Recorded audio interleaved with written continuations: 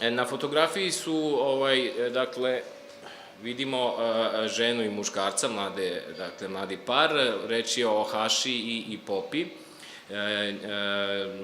Popinoj životnoj saputnici. I Popa je u jednom trenutku, pretpostavljam da je jedno 30 godina nakon ove fotografije, koja se može locirati negde oko 44. 5. godine, možda taj podatak i postoji, ali ja slabo stojim sa tim podacima. U svakom slučaju, pesma je napisana 30 godina kasnije i sad ćemo konačno da čujemo pesmu. Nebesko putovanje. Na snimku načinjenom na brežuljku iznad Jabuke vide se moja zemaljska saputnica i ja. Držimo se za ruke, ona u letnjoj haljini na ramenicama, ja u košulji podavijenih rukava. Zakoračili smo s vrha brežuljka, na ravno nebo pred nama. Na snimku, načinjenom pre 30 godina, ne vidi se do koje smo zvezde stigli. Sočivo nas je uhvatilo s leđa. Ništa sa naših lica neće se pročitati. Da. Pa evo, ja ću pokušati kroz neke, da kažem, više priče nego kroz tumačenje. A ti, Ana, slobodno možda me prekineš i možda postekneš da kažem nešto što nisam želeo ili nešto možda bolje nego što sam želeo. Verovatno, ja sam živeo jedno vreme, boga mi, niz godina na Novom Beogradu u jednoj maloj sobi, na 10. spratu, u stanu moje pokojne baba tetke Jovanke. I ova knjiga je izašla nešto tako, ja sam je relativno brzo kupio, pošto je ona izašla, ona je 2001. izašla, znači ja sam mogao da je imam tako već 2000, ne znam, druge ili tako nešto. I meni se jako dopala ova fotografija, da razume se, ova pesma, koja je u suštini ljubavna, ako hoćemo da govorimo tim rečnikom, i, ajde, meditativno, refleksivna i tako dalje. Ja sam jedno vreme, živeći u tom stanu, gde sam imao jednu svoju sobu, relativno, ne baš 3 sa 3, ali tako nešto, možda 2,5 sa 3,5, u jednom trenutku, valjda sam bio mlad i blesav, ja sam isfotokopirao, dakle, ovu fotografiju iz knjige i držao sam je iznad svog kreveta. Dobro, imao sam razne faze, jedno vreme sam držao Ničea, tako i tako dalje. Svako drži nešto iznad kreveta, ili ne drži. I valjda i to razlog što sam to izabrao ovu pesmu i ja sam želeo, ali nisam uspeo zato što pripremam valjda ovaj festival i imam jako malo vremena i nisam se dobro organizovao, iako organizujem festival, to je sad druga priča, da svima, da napravim više kopija ove fotografije, pa možda neko poželi da je drži negde, mislim, ne možda iznad kreveta.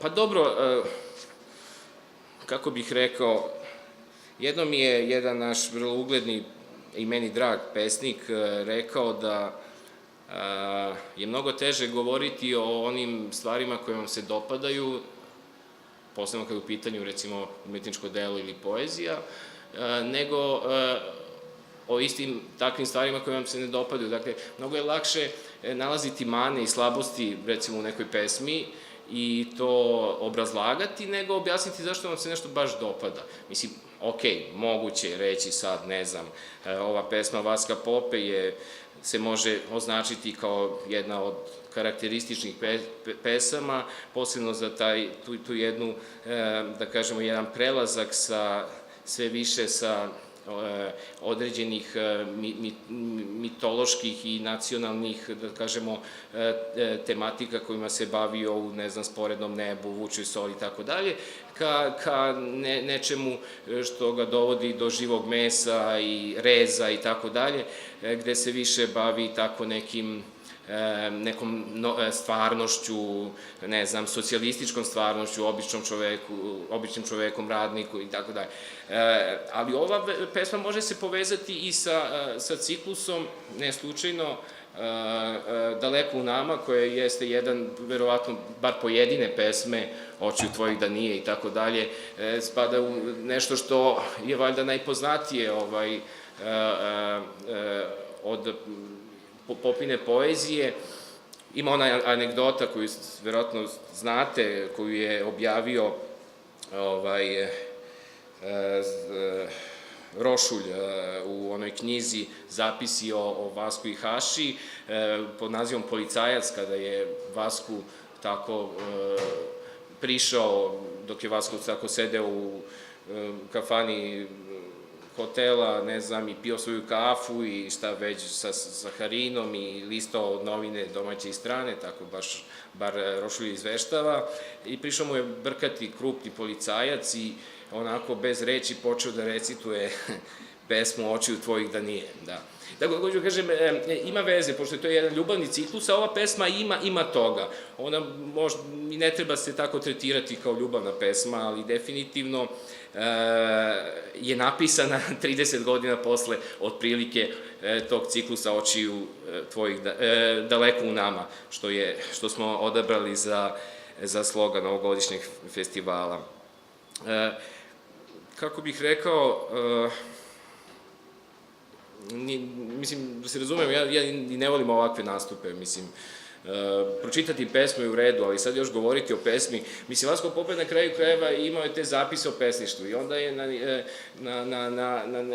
negde rekao otprilike da je to, mislim, kao previše tražiti od pesnika, ako je već napisao pesmu, u ovom slučaju od učesnika koji je već pročitao pesmu, sada još da govori o pesmi i da je objašnjava i tako dalje, pa to je strašno. Zamislite pesnika koji bi morao da objašnjava svaki svoj stih ili svaku svoju pesmu, zašto je to tako. Mislim, dovoljno što je napisao, kako bih rekao, ja držim da je ovo odlična Vaskova pesma, mislim, iz prostog razloga što poezija, ona prosto mora kod onog ko je čita, sluša nešto da izazove neku reakciju, najmanju ruku. A vrhunac po meni neke reakcije koje je jedno umetničko delo, pa na kraju kraja i stvarnost ili neka osoba, može da izazove kod nekog, to jeste to uzbuđenje. Ne ni sad neke emocije, ni tugu, ni ne znam, radost, nego to je jedno uzbuđenje koje se zapravo ne može ni, ne mislim da razume se na neka banalno u tom smislu uzbuđenja. Mislim, uzbuđuju razne stvari. Ali to je jedno uzbuđenje koje, ja sam se i sada na neki način sam doživeo to uzbuđenje dok sam čitao pesmu, je nešto što je, zbog čega zapravo ova pesma treba da postoji. Ok, pesnik je sigurno imao svoje razloge, one osnovne, kada piše pesmu zašto je to nastalo. On je želeo prosto da na neki način sumira, ja mogu da zamislim da sumira tih 30 i više godina života sa Hašom. Nećemo ići u biografije, naravno, ali prosto to su činjenice. I on je verovatno u jednom trenutku, on tu sliku verovatno drži negde za stol, držao je negde, ili je prosto naišao na tu fotografiju i onda je nastala ta pesma. Ono što sam čuo, recimo, o Vasku od nekih ljudi koji su ga poznavali ili bili bliski prijatelji, pa želim da podelim sa vama, što će biti možda zanimljivije nego sad neko moje tumačenje pesme, jeste da, recimo, to se može i pretpostaviti kada pogledamo dužinu Vaskovih pesama i tu jednostavnost, odnosno preciznost, pravo reći, preciznost njegovih stihova, formulacija i tako dalje. On bi danima ili koliko već mu je bilo potrebno smišljao pesmu. Sad tu ima raznih, neko bih rekao, ne znam, rađao, ne znam šta, već ima tu raznih pristupa, ali on bi tako danima razmišljao o tome što želi da napiše, o toj pesmi, mislim da on to negdje opisuje u tim zapisima o pesništvu, i onda bi samo u jednom trenutku, kada on bi imao celu pesmu u glavi zapravo već, odnosno nastalu u sebi, i onda bi je imao i samo bi je zapisao. Mislim da je glupo sada da vama govorim, znajući ko je sve ovde, one koje poznajem, pa i ako ima studenta književnosti, da vam pričam ono što će vam pričati, ne znam, Petar Petrović ili ne znam ko već sada predaje 20. vek i tako dalje, pa govoriti... Molim? Aha, čuo sam neki glas, mislio sam da se meni neko obraća, ali dobro, u redu. Da, taj odnos Vaska sa tradicijom, pa te formalne odlike, ne znam, da bez interpunkcije, pa početno slovo dosledno veliko, pa odnos prema Rastku Petroviću, pa to koliko je on koristio pesništvo srpske i jugoslovenske avangarde, koliko je ono bilo uticalo, pa sva sreća da smo preskočili ove mitološke cikluse, da tako kažemo, i tako dalje. Ne, mislim, zaista me to ne zanima, ali, kako bih rekao, da, zapravo hteo sam nešto, još neka anegdota mi je palo na pamet, mislim, ja sam nekako rekao zašto je meni ova pesma draga, jel? Mene vraća na neki način u prošlost, a s druge strane me negde i vraćaju u budućnost, to bi neko rekao, znam da zvuči glupo. U svakom slučaju, tako ja zamišljam da je ta pesma nastala, to sam zapravo počeo. Dakle, on je sigurno posmatrao tu sliku, fotografiju na kojoj su oni haša i onda je to, da, neko vreme je to smišlja i onda je samo zapisao ovu pesmu i to je to. Mislim, tako sam ja čuo da je Vasko pisao pesme. Jedna od stvari koja se može zaključiti iz toga da je bio od promišljenih pesnika i na kraju krajeva to nas mogu navesti, mislim, celokupno njegovo delo, zapravo bilo koja je njegova pesma, to je sve vrlo precizno. Da, sad sam se setio još jedne anegdote, a ima veze sa Vaskom i možda je tu vreme da stanemo. Ja sam kada je to bilo ja sam 2013. objavio svoju prvu zbirku pesama i pripremajući je sam se konsultovao i sa urednikom Milutinom Petrovićem, ali i još sa nekim ljudima i sad jedan od pesnika koji je čitao moj rukopis pojavio se problem oko jedne pesme koju sam ja tako napisao kako sam napisao već i ta pesma se njemu nije baš dopala i onda tako. Ja sam onda ispričao kako sam došao do toga da napišem tu pesmu, šta me je podstaklo, koji susreti, koji razgovori, koje situacije i tako dalje. I on mi je, šetali smo i on mi je tako rekao, pa vidi kao, Vasko Popa bi napisao odličnu pesmu u tako 12-14 redaka o te tvoje priče i tu bi sve bilo to što si mi ispričao. Svakako da je Vasko jedan od mojih veoma važnih, da kažemo, lektira, to zvuči glupo profesorski, ali prosto pesnika. I on je prilično, kako bih rekao, s jedne strane ima tu jednu jasnoću, zatim sažet je precizan, pesme su zaista, mislim, nijedna ne prelazi na drugu stranicu, ok, on je imao cikluse i tako dalje, sad je to već druga priča, ali ako dobro razumem tvoje pitanje, i to je ono što je važnije, pa u ovoj pesmi Vaska Pope to je jasno rečeno, ništa sa naših lica neće se pročitati. To je upravo taj jedan prostor koji je često prisutan u poeziji Vaska Pope. Znači, prostor koji ne može da se pročita tako lako. Nije sad stvar da li je nešto rečeno ili nije rečeno, nego prosto stvar je u tome da ono što možda ima veze i sa metafizikom ili sa onim stvarima koje nije lako iskazati ili koji prosto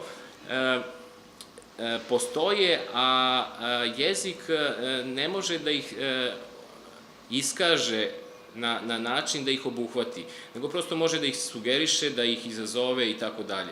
I kod Vaska toga zaista ima, zato što on je zaista, iako Rumun, to nismo rekli, on je Rumun. Evo, opet ću Biserka to, pošto je često bila prisutna u društvu Draška Ređepa, zna, on često to kaže, kako prevodioci Rumuni najbolje znaju srpski jezik, je li tako? Da, tako da, Vasko, iako srpski zapravo postao materni, nije mu materni, ne može da postane materni jezik, on definitivno je jedan od onih pesnika, ne samo od 20. veka ili druge polovine 20. veka, koji su i tekako znali srpski jezik, neću opet reći Vukov, da se ne vraćamo na početak priče, i on je uspevao, najčešće je uspevao, ja bih rekao, u svojoj poeziji, da nekako potencijal reči i srpskog jezika zaista dovede do nekog vrhunca. Baš zato što jezik ima tu mogućnost da iako nešto ne iskaže, da ono što je iskazano, ipak ono što je rečeno, izazove to, neko, da li je to samo, to nije osjećanje, to je možda stanje, to je nešto što možda postaje i materijalno, što nije, mislim, često toga nije u poeziji, ne postoji u poeziji koja je prosto drugog tipa.